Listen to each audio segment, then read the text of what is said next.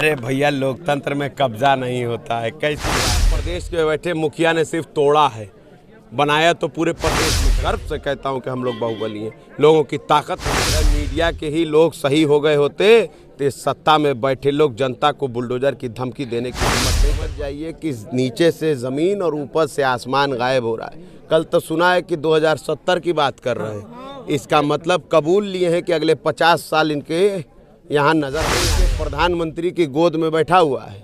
उन्हीं के संसदीय क्षेत्र में पिछले 7 सालों से है, मज़े से है। सुना है कि बाबा भी 3-3 घंटा जाते हैं भेंट करने। नमस्कार, मीडिया हलचल देख रहे हैं आप। मैं हूं आपके साथ कृष्णा। आज हैं हम मऊ की सदर विधानसभा में, जहां से लगातार मुख्तार अंसारी विधायक हैं और इस बार 2022 के चुनाव में उनके बेटे अब्बास अंसारी यहां से गठबंधन के प्रत्याशी हैं। हम इन्हीं से जानते हैं कैसा आपका प्रचार प्रसार चल रहा है। लगातार इस सीट पे आपके परिवार का कब्जा रहा, आप गठबंधन से प्रत्याशी हैं, कैसा प्रचार प्रसार चल रहा है? अरे भैया, लोकतंत्र में कब्जा नहीं होता है। कैसी बात कर रहे हैं। लोकतंत्र में जनता आशीर्वाद दे करके अपनी आवाज़ बनाता है किसी को, और 25 सालों से यहाँ विधायक जी को अपनी आवाज़ बना रही है जनता। और इस बार तो इतिहास बनने जा रहा है। जितना वोट भारतीय जनता पार्टी पाएगी उससे ज़्यादा वोटों से चुनाव जीतने जा रहे हैं, क्योंकि इस बार लड़ाई जनता और सत्ता में बैठे उन घमंडी लोगों के बीच में है जो समझने लगे हैं कि लोकतंत्र से ऊपर और संविधान से ऊपर हो गए। वो भूल रहे हैं कि ये मऊ की सरजमी जो है, ये वीरों की सरजमी है, शहीदों की सरजमी है, संतों की सरजमी, उलमाओं की सरजमी है। और इस सरजमी पे कभी भी किसी भी सांप्रदायिक सामंतवादी मनोवादी विचारधारा के व्यक्ति को या कोई भी ऐसी सत्ता और सरकार को जो अपने आप को लोकतंत्र और संविधान से ऊपर समझती है, उसको यहाँ पर अपने का मौका नहीं दिया, ना आगे देगी। अब्बास अंसारी अपने विधानसभा में किन मुद्दों को लेकर जा रहे हैं? क्योंकि विधानसभा विधायक तो थे पिताजी, लेकिन सरकार नहीं थी, तो क्या ऐसे मुद्दे हैं? मऊ किन मुद्दों से अभी अछूता है? मऊ के साथ क्या सौतेला व्यवहार हुआ है? देखिए, मऊ के साथ क्या, प्रदेश के बैठे मुखिया ने सिर्फ तोड़ा है, बनाया तो पूरे प्रदेश में कहीं नहीं। मऊ छोड़ दीजिए, मऊ हटा दीजिए, तो उत्तर प्रदेश में कोई ऐसी जगह बताइए ना जहाँ काम किया है। गाजीपुर से लेकर गाजियाबाद तक किसी भी क्षेत्र में सड़कों में काम नहीं हुआ। 5 साल पहले सत्ता में बैठे मुखिया ने कहा था कि उत्तर प्रदेश की सड़कों को गड्ढा मुक्त कर देंगे। आए हैं ना आप, कैसी सड़क है, लग रही गड्ढा मुक्त? सिर्फ झूठ बोलने वाले लोग हैं और जनता इनकी काफ़ी जांचने को तैयार बैठी है। इस बार इस सामंतवादी घमंडी सरकार को उखाड़ कर फेंक देगी जनता, और एक ऐसी सरकार बनाएगी अखिलेश यादव ओम प्रकाश राजभर जी के नेतृत्व में, जो विकास की बात करे, विनाश की बात ना करे। आपके विरोधी आप लोग को बाहुबली बोलते हैं, डॉन बोलते हैं, और अभी बुलडोजर काफ़ी चर्चा में रहा 5 साल, और उसके बाद जो आपके सामने प्रत्याशी ये बोल रहे हैं कि बुलडोजर उसकी रिपेयरिंग हो रही है, 10 मार्च के बाद फिर से चलाया जाएगा। अब विरोधी हैं तो तारीफ तो करेंगे नहीं, है कि नहीं? दूसरी चीज़ वही कहा ना, विनाशकारी विपरीत बुद्धि। जब विनाशे करना है उनको तो अच्छी बात तो कर नहीं सकते हैं। 5 साल सरकार रहकर चली गई, कहाँ थे? और पता है आपको बाहुबली का मतलब क्या होता है? जिसके साथ लाखों करोड़ों बाहों का बल हो उसको बाहुबली कहते हैं। और मैं गर्व से कहता हूं कि हम लोग बाहुबली हैं। लोगों की ताकत हमारे साथ है, आवाम की ताकत हमारे साथ है, जनता की ताकत हमारे साथ है, बड़े बुजुर्गों का आशीर्वाद और नौजवानों का जोश हमारे साथ है, माँ बहनों की दुआएं हमारे साथ है। हमें इससे कोई आपत्ति नहीं है कि कोई कोई चाहे। और मीडिया, अब तो हंसी आती है मीडिया के नाम पर भी, क्योंकि संविधान का चौथा स्तंभ माना जाता था, मगर ऐसी रीढ़ टेढ़ी हुई है कि समझ ही में नहीं आता है कि कहा क्या जाए।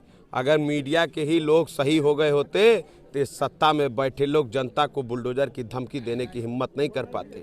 कितनी शर्म की बात है कि प्रदेश का मुखिया जो सत्ता की कुर्सी पर जनता के आशीर्वाद से बैठा है, वो जनता को ही बुलडोजर की धमकी दे रहा है।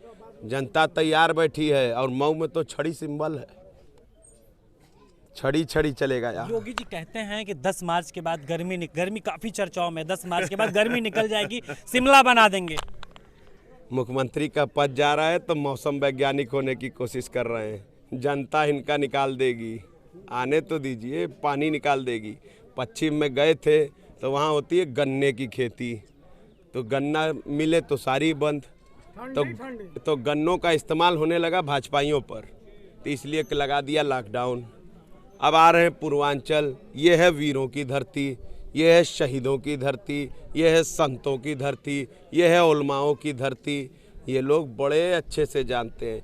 पिछले 25 साल से इस मऊ में एड़ी चोटी लगा रहे हैं, आज तक क्या बिगाड़ लिए। देखिए, जब लड़ाई जनता और सत्ता की होगी, हमेशा जनता जीती है, जीती थी और जीतती रहेगी। एक लास्ट सवाल, 5 चरणों के मतदान हो चुके हैं, क्या आकलन है अभी तक? अभी छठे और सातवें चरण में पुरजोर कोशिश कर रही है समाजवादी पार्टी, आपकी गठबंधन पार्टी, सब लोग पूरे पूर्वांचल में जमे हुए हैं।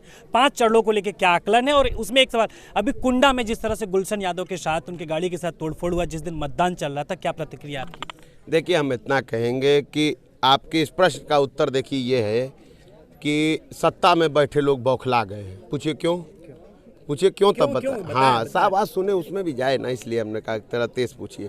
इसलिए कि जब देश के गृह मंत्री 12वीं के बाद इंटर में एडमिशन दिलाने लगे हैं, तो समझ जाइए कि नीचे से ज़मीन और ऊपर से आसमान गायब हो रहा है। कल तो सुना है कि 2070 की बात कर रहे हैं, इसका मतलब कबूल लिए हैं कि अगले 50 साल इनके यहाँ नज़र नहीं आने वाले हैं। तो जनता तैयार बैठी है, आने तो दीजिए 7 तारीख। ऐसा बटन दबेगा जहाँ जहाँ गठबंधन के साथी चुनाव लड़ रहे हैं, जहाँ साइकिल है वहाँ रफ्तार में चल रही है, और जहाँ छड़ी है वहाँ तो छड़ी चल रही है।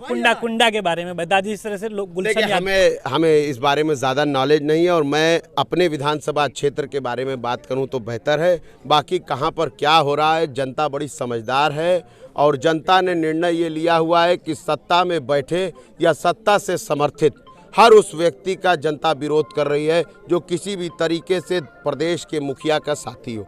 और रही बात, आप जो बाहुबली माफिया ये सब बता रहे थे, ब्रजेश सिंह क्या संत हैं? कहाँ हैं ब्रजेश सिंह? दाऊद इब्राहिम के फाइली। दाऊद इब्राहिम कौन है?